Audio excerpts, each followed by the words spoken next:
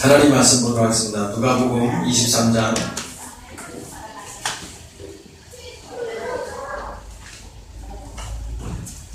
26절에서부터 43절.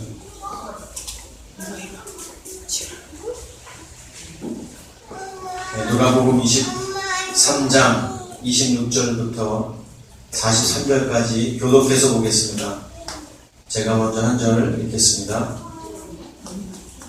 그들이 예수를 끌고 갈 때에 시몬이라는 구레네 사람이 시골에서 내려오는 것을 붙들어 그에게 십자가를 지워 예수를 따르게 하더라.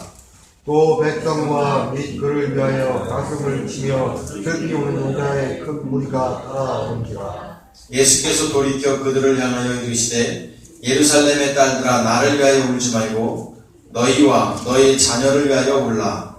날이 이르면 사람이 많으리를 은퇴하지 못하는 이와 해산하지 못한 때와 먹이지 못한 것이 목이 있다. 그때에 사람이 산들을 대하여 우리 위에 무너지라 하며 작은 산들을 대하여 우리를 덮으라 하리라. 푸른 나무에도 빛나지 않거든 마른 나무에도 크게 되리라. 또 다른 두 행악자도 사형을 받게 되어 예수와 함께 끌려가니라. 누군가는 곳에 이르러 거기서 예수를 십자가에 못 박고 두 행악자도 그렇게 하니 하나는 우편에 하나는 좌편에 있더라. 예수께서 이르시되 아버지 저들을 사하여 주옵소서 자기들이 하는 것을 알지 못함이니이다 하시더라. 그들이 그의 옷을 나눠 제비뽑을세. 백성은 서서 구경하는데 관리들은 비웃었는데 저가 원하였으니 만일 하나님이 택하신 자 그리스도이면 아침도 구원할지어다 하고 군인들도 희롱하면서 나와 신포도주를 주며 이르되 내가 만일 유대인을 얻으면 내가 너를 구원하리라 하더라. 그의 위에 이는 유대인의 왕이라 쓴 패가 있더라. 다른 행악자 중 하나는 비방하여 이르되 내가 그리스도가 아니냐 너와 우리를 구원하라 하되 하나는 그 사람을 꾸짖어 이르되 내가 동일한 정죄를 받고서도 하나님을 두려워하지 아니하느냐.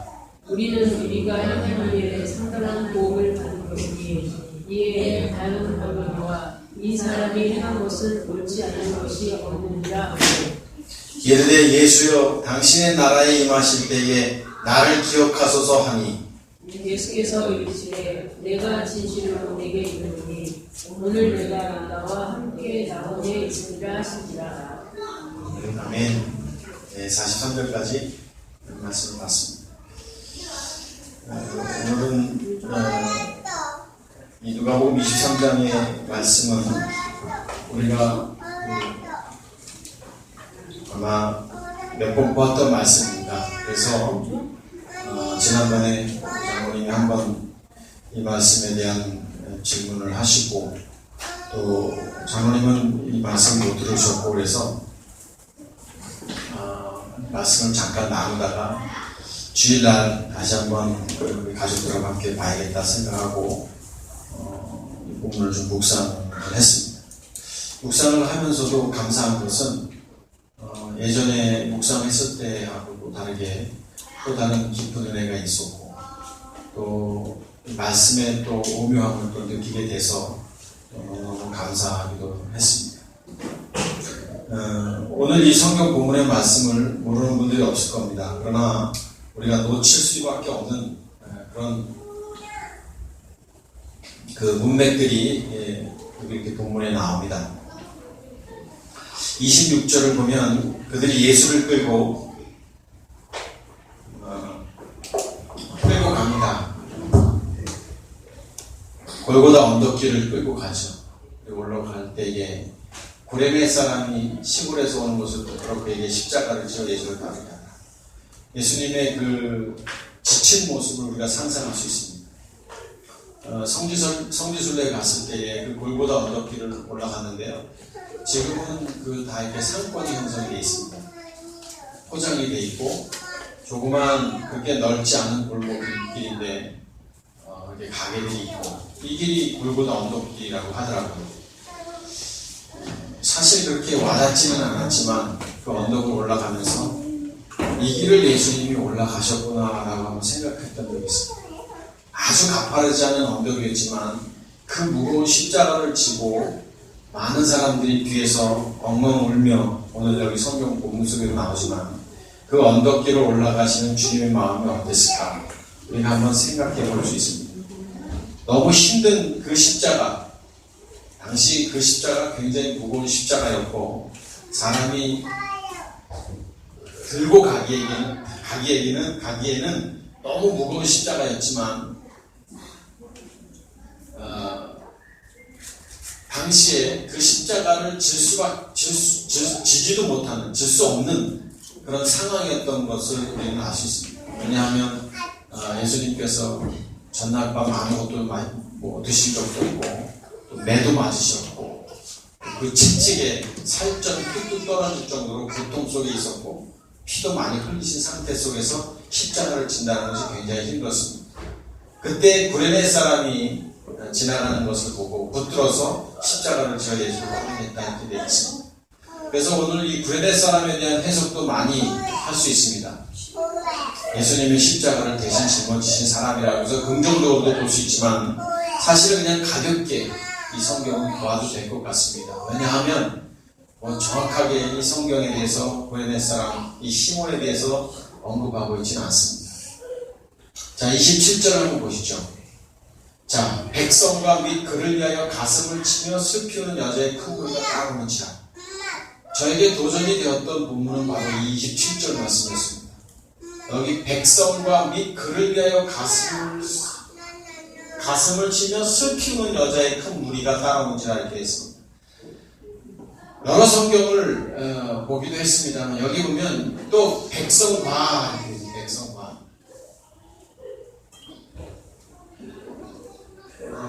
또 큰 무리죠. 백성과 가슴을 치며 슬피우는 여자의 큰 무리가 따라오는지라. 그러니까 백성과 큰 무리가 따라오는지라 맞지 않잖아요. 뭔가 이상하잖아요. 그냥 큰 무리가 따라온다 이렇게 하면 되는데 여기 백성과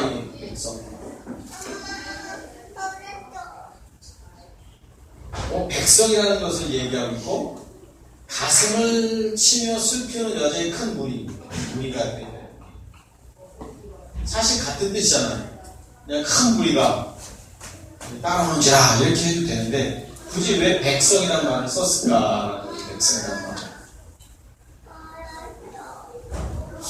그래서 사실 저는 이 본문을 묵상하다가 백성에 대한 이 원문 성경을 찾아봤어요. 백성이라는 단어가 어떤 단어인가 찾아봤더니 라오스로 되어 있습니다. 라오스.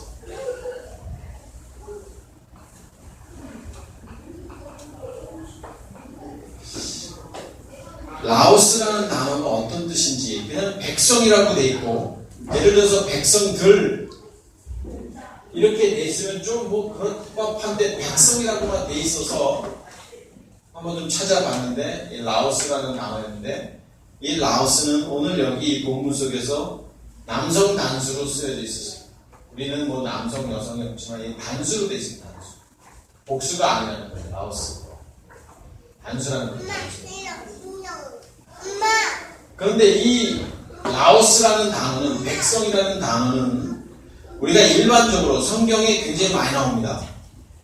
신약 성경에 무려 141번 등장한다고 되어 있더라고요. 사전 찾아보니까. 누가복음, 오늘 우리가 읽었던 누가복음에만 84회 등장하고요. 또 마태복음 14회, 또 바울 서신에 12번, 히브리서에 13번, 요한계시록 9번에서 141번이라는 141번 정도 쓰여진 단어가 라오스라는 단어였습니다. 백성. 그런데 여러분 그냥 백성, 굳이 시민 이렇게 생각할 수 있잖아요. 그런데 그 뜻이 아니었었어요. 사전을 찾아보니까 보통 그런 단어도 쓰입니다. 군중이라는 단어도 쓰고요. 시민이라는 단어도 쓰이는 것은 맞습니다. 이렇게 쓰입니다. 그런데 특별한 의미로 이 라오스는 특별한 의미로 쓰여진 단어라고 되어 있었습니다. 왜냐하면 보통 우리가 백성이라는 단어를 쓸 때 성경에서 라오스라는 단어를 쓰지 아니하고 메모스라는 단어를 씁니다.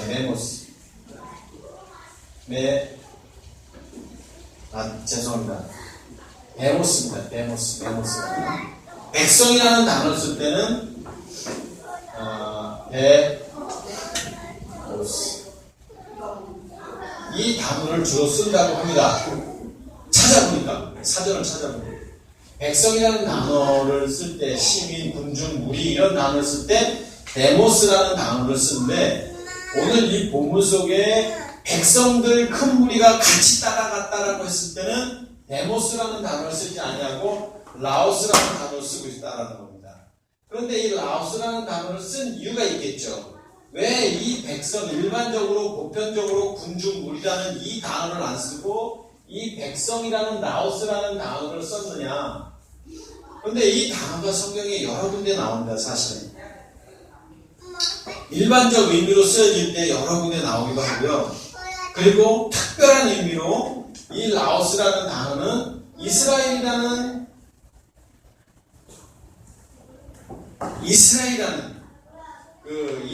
백성들, 그냥 여러 백성들이 아닌 이스라엘이라는 제한된 어떤 그 사람들을 말할 때 쓰여지는 단어가 라오스라는 단어다 이렇게 되어 있습니다. 여러 군데 나옵니다. 성경 다 일일이 찾아볼 수 없습니다. 누가복음 2장 31절 또 사도행전부터 시작해서 뭐 141번 나왔으니 뭐 다 찾아볼 수 없죠. 그리고 비유적으로 이 라오스라는 백성이라는 단어가 어떤 때 쓰여졌냐면 기독교 공동체, 제 말이 아니라 사전에 이렇게 나와 있습니다. 그리고 성경들을 쭉 찾아봤습니다. 로마서 9장 한번 찾아보죠. 로마서 9장 한 번만 찾아보죠. 25절, 26절. 호세아에 그래도 이르기를 내가 내 백성 아닌 자를 내 백성이라, 백성 아닌 라오스 아닌 자를 내 백성이라, 사랑하지 아니한 자를 사랑한 자라 부르리라. 26절. 너희는 내 백성이 아니라 그 한 곳에서 그들이 살아계신 하나님이 아니라 이거는 아들이라 한 것 같으니라. 그냥 백성이라고 쓰여져 있지만 오늘 여기 이 본문 속에서 의미는 뭐냐면 믿음의 공동체, 신앙 공동체라는 의미를 쓸 때 라오스라는 단어를 썼다라는 것입니다. 그러니까 데모스라는 단어를 쓰지 아니하고 이 라오스라는 단어, 백성이라는 단어가 쓰여졌을 때는 하나님을 믿는 믿음의 공동체라는 그런 의미로 쓰여질 때 이 라오스라는 단어가 쓰여졌던 것을 사전을 통해서 알게 되는 거예요. 사실은 사전을 찾기 전에 성경을 보면서 왜 백성들이라고 쓰이지 않느냐 하고 백성이라고만 단수로 쓰여졌을까 궁금했습니다. 그리고 여러 성경을 좀 찾아보기도 했고, 그리고 원문 성경을 찾아보니까, 헬라어 성경을 보니까 이런 의미가 있었던 거예요. 그러니까 오늘 다시 한번 본문으로 돌아가 보십시다. 본문으로 돌아가 보면, 자, 또 백성과 및 그를 위하여 가슴을 치며 슬피는 여자의 큰 무리가 따라온다 이렇게 되어 있습니다. 그러면 지금 라오스라는 단어가 믿음의 공동체다, 주님의 준비된 자들이다 라고 우리가 번역을 한다면, 오늘 이 예수님을 십자가를 지고 골고다로 올라가시는 그 예수님을 따르는 사람들 중에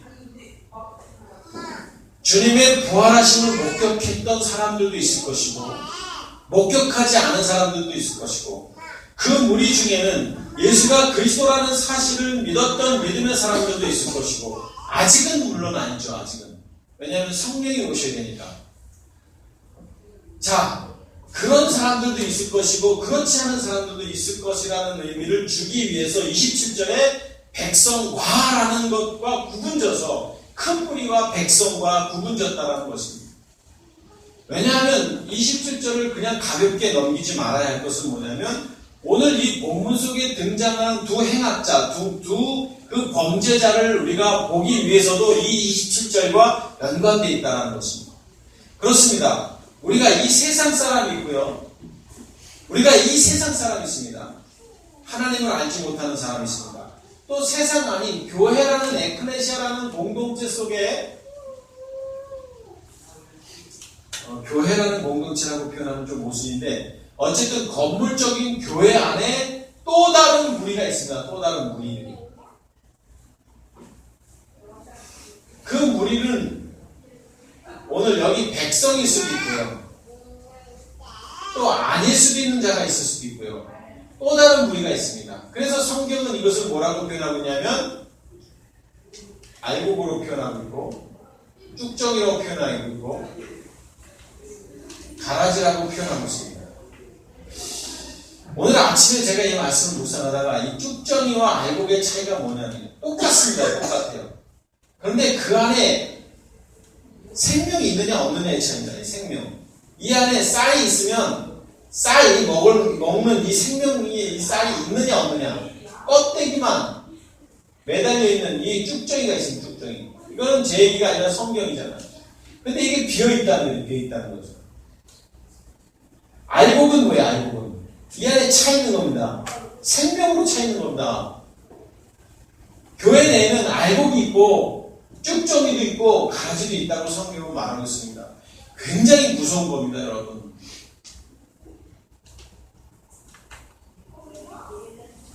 그래서 이런 부분들을 우리가 이해해야 오늘 이 우편 강도, 좌편 강도를 이해할 수 있다는 것입니다.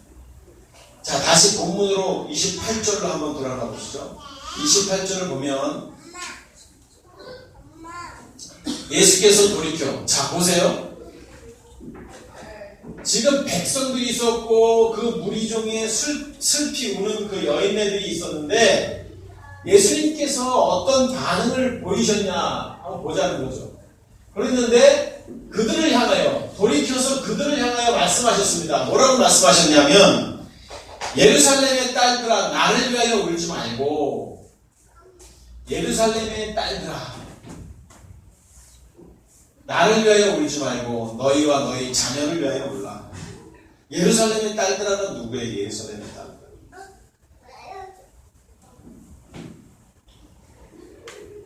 오늘 주님을 아는 사람들이죠. 그리고 백성이죠. 그리고 준비된 자들이죠. 하나님의 자녀죠. 자, 하나님의 자녀들아 나를 위하여 울지 말고 왜 예수님의 십자가 지심을 때문에 우느냐? 나는 죽어야 그분이 온다. 주님이 이 땅에 계실 때 늘 하셨던 말씀인 거예요. 내가 죽어야만 내가 가서 그를 보낸다. 그래서 그가 오셔서 그분을 증거할 것이다 라고 주님이 늘 하셨던 말씀이잖아요. 예수님께서 십자가에 못 박혀 돌아가시지 않냐면 성령이 오시지 아니하고 성령이 오셔야만 예수께서 그리스도라는 사실을 증거한다라고 예수님도 말씀하셨잖아요. 오늘 예수님께서 울지 말라 울지 말라. 나는 내가 십자가를 지는 것은 당연한 것이고 이것은 하나님의 주권이고 섭리라는 사실을 너희가 안다면 어째 나를 위해 울겠느냐. 울지 말라 울지 말라. 너희가 정말 울어야 할 건 누구 때문에? 너희 자녀. 내 자녀가 아니라 너희 자녀. 하나님을 알지 못하는 너희 자녀. 하나님을 알지 못하고 예수가 그리스도라는 사실을 믿지 아니하는 너희들을 위하여 울라라고 오늘 성경은 말하고 있습니다. 그러면서 29절 한번 볼까요? 29절을 보면 보라 날이 이르면 어떤 날이에요? 주님이 오시는 심판의 날이죠. 사람이 말하기를 잉태하지 못하는 이와 잉태하지 못하는 이, 해산하지 못한 배, 먹이지 못한 젖이 복이 있다. 굉장히 어려운 말이죠. 복이 있는 말을. 근데 이것은 역설적 표현입니다. 어떤 역설적 표현이냐면 마태복음 21장 23절 한번 보시죠. 예수님께서 이미 말씀을 하셨습니다. 21장 23절 보면 예수께서 성전에 들어가 가르치실 때 대제사장들과 백성의 장로들이 나와 이르되 내가 무슨 권위로 이런 일을 하느냐? 또 누가 이 권위를 주었느냐? 21장 23절 누가복음입니다. 죄송합니다. 누가복음 21장 23절 엉뚱한 데 제가 말씀드린 것 같아요. 바로 뒤인데요. 누가복음 21장 23절. 그날에는 자 앞서 지금 23장을 보고 있는데 21장에서 지금 무슨 말씀을 하셨냐면 그날에는 아이 된 자들과 젖 먹이는 자들에게 화가 있다.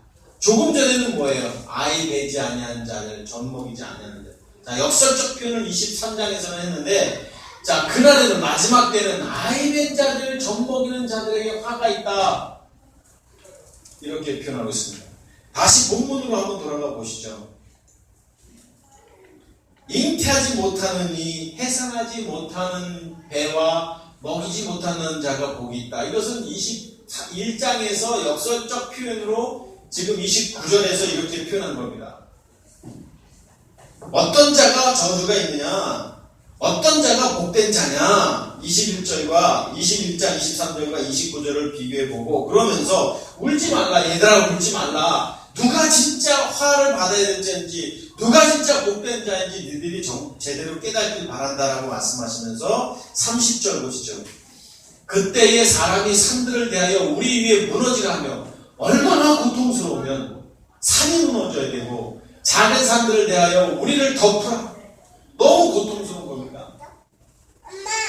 그냥 저주를 받는 거예요. 그날이 되면 주님을 알지 못하는 자의 심판과 주님을 알지 못하는 자들의 그 화됨이 얼마나 두려우면 산이 무너져서 죽었으면 좋겠다.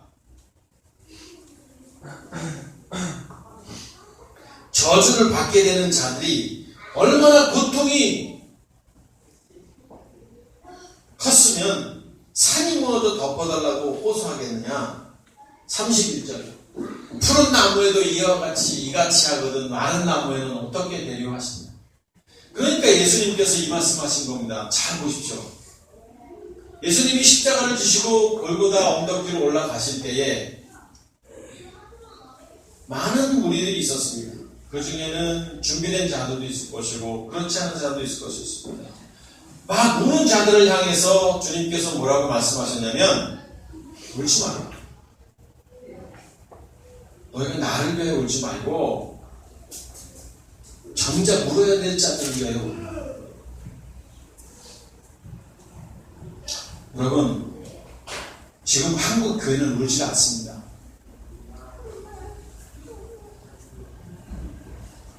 자기 개인의 문제, 자기 삶의 문제, 자기 현실의 문제 때문에는 고통스러워하고 우는 사람은 있습니다. 기도원에 가서 기도하는 그 기도의 소리를 들어보면 옵니다. 부르짖습니다. 그런데 뭐 때문에 부르짖는지 모르겠습니다. 정작 우리는 이런 문제 때문에 울지 않습니다. 주님이 말씀하셨어요. 정말 그날에는 이런 일이 벌어질 건데 너희가 정말 이런 것들을 보고 가만히 있겠느냐? 그것 때문에 울어야 되지 않겠느냐? 부모와 자식이 나눠지고 어미와 딸이 나눠지고 아비와 자식이 나눠지고 가족과 가족이 나눠지는 이때 너희가 정말 누구를 위하여 울어야 되느냐?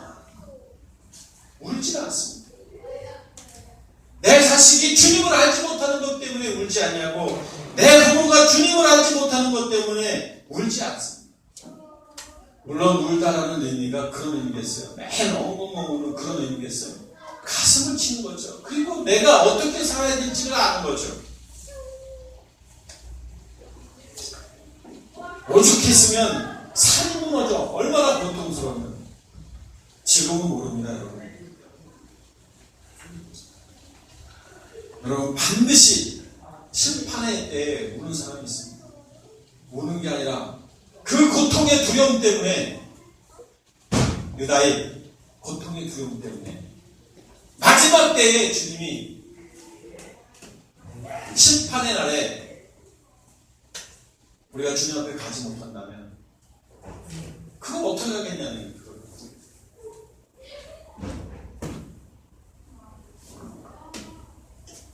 지금 주님이 우는 자들을 향해서 말씀하신 겁니다. 우리 교회가 존재하는 목적이 뭐겠어요? 그냥 교회로서 존재하는 목적이 뭐냐고요? 교회 오면 힘없고 용기를 얻고 그런 게 목적이겠어요? 생명의 문제입니다. 생명의 문제.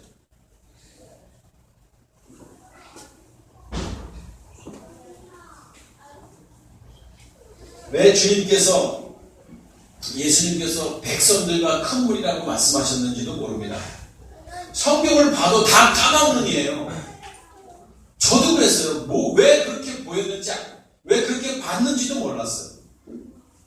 지금은 보이는데. 백성이 아닌 사람들이 있습니다. 백성이 아닌 사람. 백성에게 말씀하신 거예요. 자, 그러면서 32절 넘어가 보십시다. 또 다른 두 행악자도 그 말씀을 하시고 나서 이제 십자가에 예수님이 이렇게 십자가에 못 박혀 계실 때에 또 다른 십자가가 두 군데 있었습니다.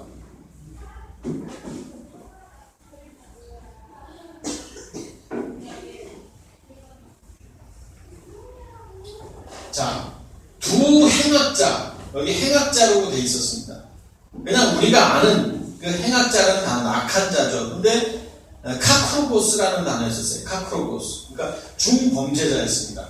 당시의 로마법에 중범죄자들이 십자가에 처형을 당하는 사형제도 속에 있는 것입니다. 그러니까 아주 중한 범죄자였습니다. 이 사람도 중한 범죄자였고, 이 사람도 중한 범죄자였고, 예수님도 중한 범죄자였습니다. 그때 당시. 범죄자예요, 범죄자.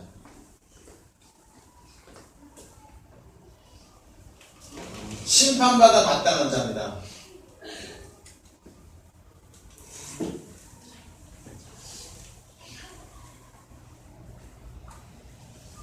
이게 누구예요? 우리입니다. 우리 심판받아야 마땅한 자. 심판받아야 된다. 우리는 왜 심판받아요? 죄의 몸 때문에, 이 사망의 몸 때문에, 우리가 이 죄인으로 태어난 존재 때문에 우리는 이 고통을 맛볼 자들이라는 거예요. 그날의 고통을 경험해야 될 자들이라는 거예요. 그날의 산이 무너져서 차라리 이 고통이 사라져버렸으면 좋겠다라고 그런 사람들인 거예요. 여기 있는 사람들은 다. 심판받아야 마땅한 자. 누구라고요? 이게 다 우리인 거예요. 우리. 사형을 받게 되어 예수와 함께 끌려갔고 33절 이제 해골이라는 골고다라고 하는 곳에 이르러 거기서 예수를 십자가에 못 박고, 자, 못 박았습니다. 두 행악자도 못 박고, 자, 하나는 우편에 하나는 좌편에, 여러분 이쪽에서 보실 때는 우편에 하나는 좌편에 있더라. 34절 이에 예수께서 이르시되 아버지 저들을 사하여 주옵소서. 자기들이 하는 것을 알지 못함이니이다. 그렇죠. 이 세상 공중권세 잡은 자의 권위 아래 있는데 뭘 알겠습니까? 그들이 그의 옷을 나눠 제비 뽑을세. 35절 백성은 서서 구경하는데 관리들은 비웃어 이르되 저가 남을 구원하였으니. 자, 백성은 서서 어떻게 될까 보고 있지만 관리들은 비웃습니다. 그러면서 남을 구원하였으니 만일, 자, 이 관리들이 뭐라고 말하냐면 하나님이 택하신 자 누구예요? 예수가 아닙니다. 그리고 그리스도. 하나님이 택하신 자 그리스도이면 자신도 구원할지어다. 여기 관원들이 뭐라고 지금 이 예수님을 향해서 비웃고 있었냐면, 네가 그리스도냐? 그렇다면 너 자신을 구원하라. 네가 메시아냐? 네가 크리스토스냐?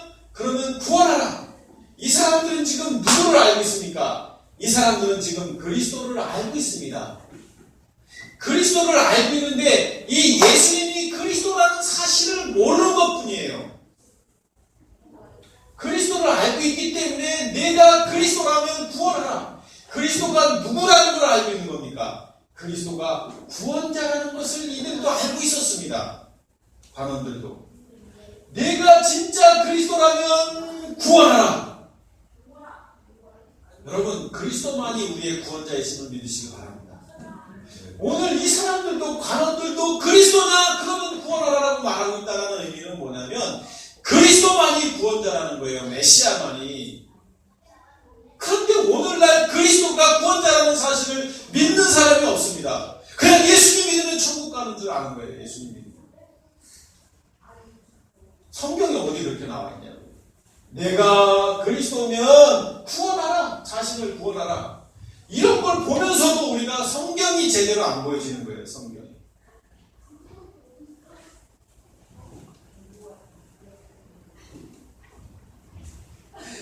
(36절) 군인들도 희롱하면서 나와 신포도를 주며 희롱하죠. 그리스도는 네가 진짜 그리스도는? 37절 내가 만일 유대인의 왕이면 내가 너를 구원하라. 조롱하고 희롱합니다. 38절 그는 그의 위에 유대인의 왕이라 쓴 패가 있더라.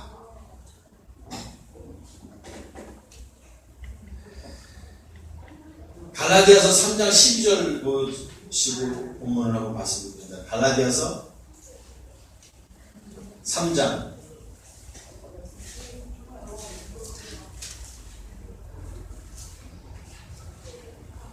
12절부터 보지 말고요. 좀 길지만 제가 아까 이 갈라디아서를 1장, 2장, 3장을 같이 봤는데 다 볼 수는 없고 3장 1절을 보시죠. 3장 1절. 자, 굉장히 중요합니다. 어리석도다 갈라디아 사람들아, 예수 그리스도께서 십자가에 못 박힌 것이 너희 눈앞에 밝히 보이거늘 누가 너희를 꾀더냐. 자, 이분이 십자가에 못 박힌 거 너희가 봤지 않는데 시간이 지나고 난 뒤에요. 이거는 갈라디아서는 사도 바울이 한참 뒤에 이제 이 갈라디아 성도들에게 쓴 서신인데, 자, 십자가에 못 박힌 건 너희가 봤지만 너 도대체 그걸 제대로 그 의미를 알지 못하느냐? 그 의미를 퇴색하게 만들었느냐? 주님의 십자가의 죽으심과 부활을 제대로 깨닫지 못하느냐? 자, 2절을 한번 보시죠. 2절. 내가 너희에게서 다만 이것을 알려 하노니 너희가 성령을 받은 것이, 자, 내가 너희에게서 좀 알려주고 싶은 게 있는데 뭐냐면 너희가 무엇을 받은 것이? 여기 성령이 아닙니다. 영입니다. 그리스도입니다. 그리스도. 너희가 그리스도가 너희 안에 있는 것이 율법의 행위로냐? 혹은 듣고 믿음으로냐? 듣고 믿음으로냐? 3절. 너희가 이같이 어리석으냐? 영으로 시작하였다가 이제는 육체를 마치겠느냐? 너희 안에 그리스도가 있고 너희 안에 그리스도를 받은 것이 뭐 때문이냐? 4절. 너희가 이와 같이 많은 괴로움을 헛되이 받았느냐? 과연 헛되냐? 예수가 그리스도임을 통해서 너희가 육체를 못 받고 이제는 너희 안에 그리스도께서 계시는데 그게 과연 헛된 것이냐? 5절. 너희에게 영을 주시고 너희 가운데 능력을 행하시는 이의 일이 율법의 행위에서냐? 율법을 행했다고 너희가 구원받느냐? 혹은 듣고 믿음에서냐? 6절. 아브라함이 하나님을 믿음에 그것을 그에게 의로 정하셨다 함과 같으니라. 7절. 그런즉 믿음으로 말미암은 자들은 아브라함의 자손인 줄 알죠. 이 믿음이 뭐예요? 믿음. 그러므로 그리스도로 말미암은 자들은, 그래서 제가 믿음이라는 피스티스라는 단어는 늘 그리스도로 보면 된다고 그랬잖아요. 아브라함의 자손인 줄 알지어다. 8절. 또 하나님이 이방을 믿음으로 말미암아 의로 정하실 것을 성경이 미리 알고 먼저 아브라함에게 복음을 전하되 모든 이방인이 너로 말미암아 복을 받으려 하였느니라. 아브라함 때문에. 9절. 그러므로 믿음으로 말미암은 자는 믿음 있는 아브라함과 함께 그리스도가 있는 그 사람과 함께 복을 받으리라. 영적인 아브라함. 자, 10절. 무릇 율법 행위에 속한 자들은 저주 아래 있나니 기록된 바 누구든지 율법책에 기록된 대로 모든 일을 항상 행하지 않는 자는 저주 아래 있는 자라 하였습니다.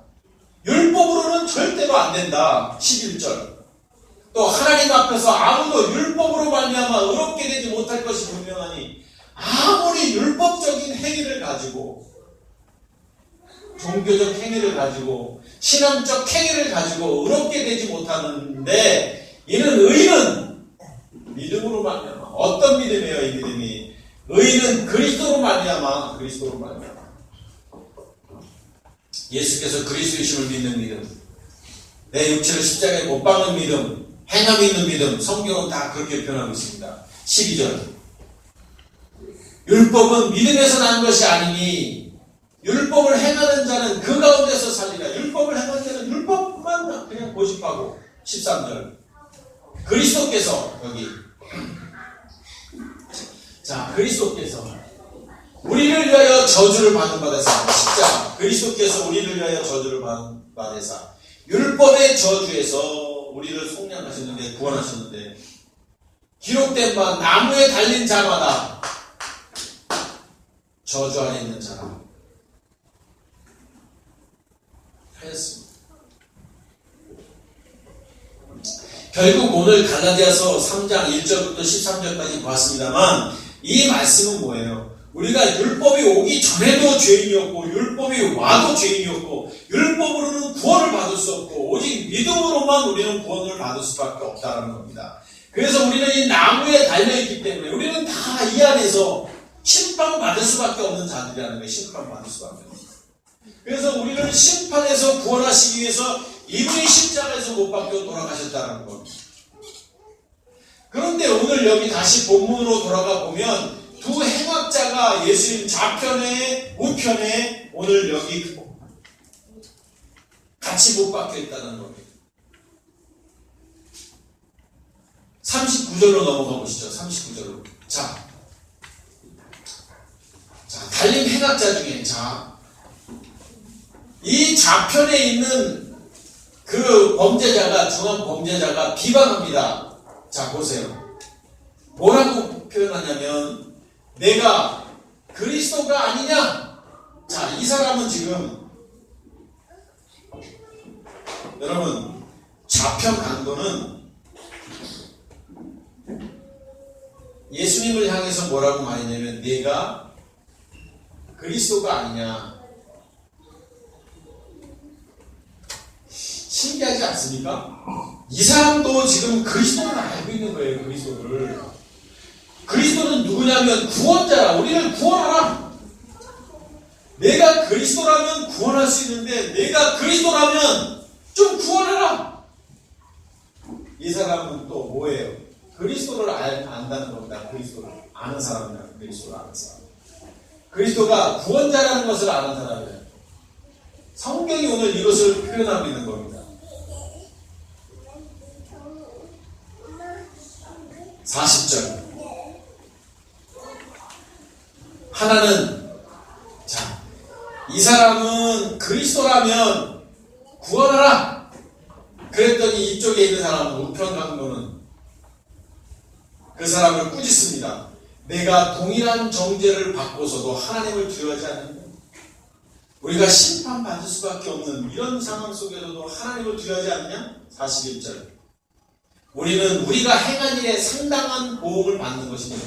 우리의 죄된 몸 때문에, 사망의 몸 때문에, 옛사람 때문에 우리는 심판을 받는 것이 당연한데 이 사람이 행한 것은 옳지 않은 것이 없다.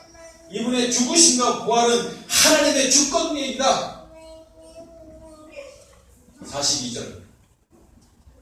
그러면서 예수님, 당신의 나라에 임하실 때 나를 기억하소서. 그러면서 이분이 누군지를 고백합니다. 43절. 예수께서 이르시되 내가 진실로 진실로 내게 이르노니 오늘 내가 나와 함께 낙원에 있으리라. 자, 예수님께서 지금 좌편 강도가 내가 그리스도가 아니냐, 그리스도라면 우리를 구원하라고 말했을 때는 아무 반응도 안 하셨습니다. 그런데 우편에 있는 강도가 좌편 강도를 꾸짖고 주님, 나의 죄를 용서해 주십시오. 그랬을 때에 이분이 누군지를 고백했더니 그분이 뭐라고 표현하냐면 내가 나와 함께 낙원에 있으리라 그랬습니다. 낙원에 대한 의미는 물론 이 낙원에 대한 신학적 해석이 많습니다. 천국을 가기 전에 잠깐 머무러야 할 것이냐, 또 아니면 이게 뭐냐, 연옥과 같은 거냐, 여러 이렇게 있지만 그냥 그렇게 생각하지 마시고 믿음의 사람들이 가야 할 곳, 그냥 그렇게 생각하면 됩니다. 단어적 의미도 그렇습니다. 여기 낙원이라는 단어를 보니까 파라데이소스라는 단어입니다. 원래는 그냥 왕의 정원이라는 거예요. 왕의 정원, 그냥 직역하면. 그런데 주님이 예비하신 성도들의 안식처입니다. 사전을 찾아보면 성도들의 안식처. 이게 낙원입니다. 우리가 가야 할 곳입니다. 그러니까 이름 자체가 비유인 거예요. 오늘 예수님이 십자가에 못 박혀 돌아가시는 것이 실제 사건이지만 이것을 통해서 성경에 기록된 이유는 뭐냐면 이것을 통해서 거듭난 자와 거듭나지 아니한 자의 차이를 말하고 있는 건데 거듭난 자라면 우리는 낙원에 갈 수밖에 없다는 겁니다. 안식처, 주님 품에 갈 수밖에 없다는 겁니다.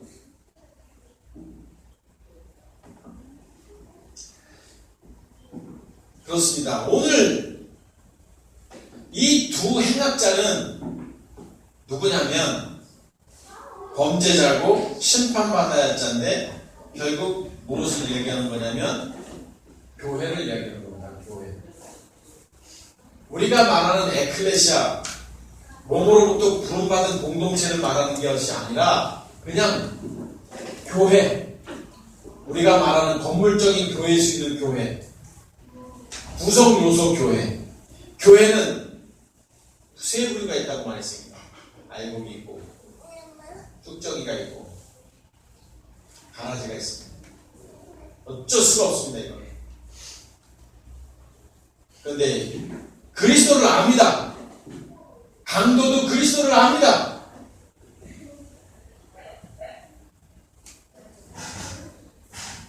이 백성들도 여기 군중들도 있었습니다. 관원들도 그리스도를 알았습니다. 백성들도 있었습니다. 라오스. 여기 지금 좌편 강도도 있고 우편 강도도 있습니다. 여기 관원, 그리스도, 좌편 강도, 이 사람들은 뭡니까? 그리스도를 알았습니다. 구원자라는 것을 아는 자들입니다. 결국 누굽니까? 지식적으로 예수가 그리스도라는 것을 아는 사람입니다. 율법적인 신앙을 가진 사람들입니다.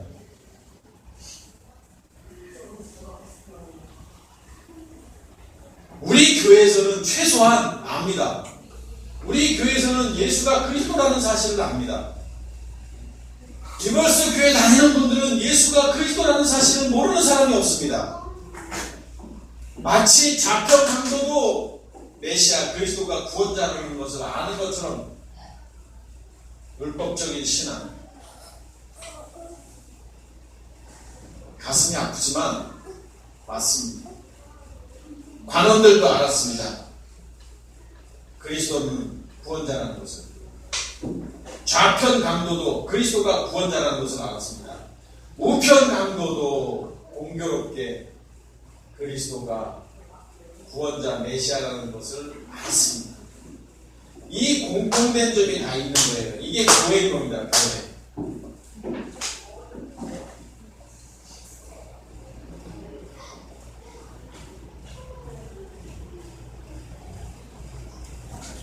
그런데 다른 점이 있습니다. 같은 점이 있었는데 같은 점은 그리스도는 구원자라는 것을 안다는 거예요. 다른 점은 뭐냐?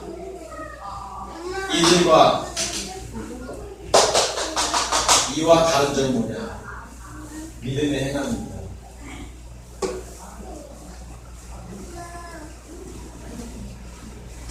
이는 예수가 그리스도이심을 알았어. 그리고 고백을 하고, 그리고 맡깁니다.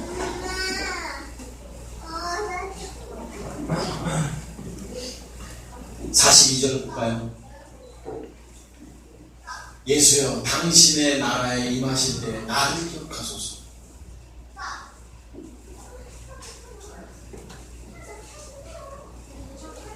시편 109편 한번 6절 보시죠. 시편 109편 6절을 보면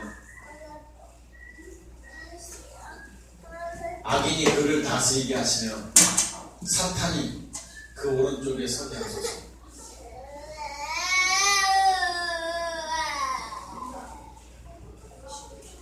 백구편 6절에도 보면 악인이 다스리게 하시며 사탄이 오른쪽에 서게 하소서. 오른쪽에 사탄이 서게 합니다. 사단은 그런 거예요. 오른쪽을 건드리는 거예요. 전도서 10장 2절 다 찾아볼 수는 없지만 한 절만 더 찾아보요. 전도서 10장 2절 시편자 한번 전도서 10장 2절을 보면 지혜자의 마음은 오른쪽에 있고 우매자의 마음은 왼쪽에 있느니라. 성경은 다 구분하고 있습니다. 왼쪽이냐 오른쪽이냐, 염소냐 양이냐, 지옥이냐 천국이냐, 성경은 다 구분하고 있습니다. 흑이냐 백이냐, 예수냐 그리스도냐 다 구분하고 있습니다. 교회 안에도 두 행악자가 존재합니다. 지금 성경은 다 누구를 위해서 쓴 책이냐면 교회 안 다니는 사람들, 절에 다니는 사람들을 위해서 쓴 책이 아닌 겁니다. 다 교회 다니는 사람들을 위해서 쓴 책이 성경인 거예요. 왼편은